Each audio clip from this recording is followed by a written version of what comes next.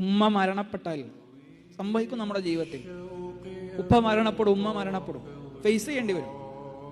ചിലപ്പോൾ അന്ന് നമ്മൾക്ക് വലിയ വിഷയമൊന്നും ഉണ്ടാവില്ല.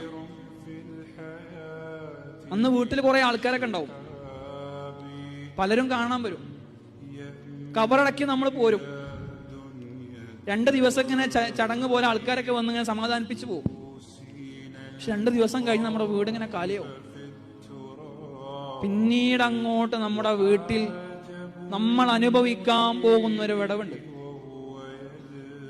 എത്ര ആള് കൂടിയാലും നികത്താനാകാത്തൊരു വിടവ്. അന്ന് അവഗണിച്ചതിന്റെ ഒക്കെയും കുറ്റബോധം നമ്മളെ ഇങ്ങനെ ഉള്ളിൽ അലയൊലിക്കും.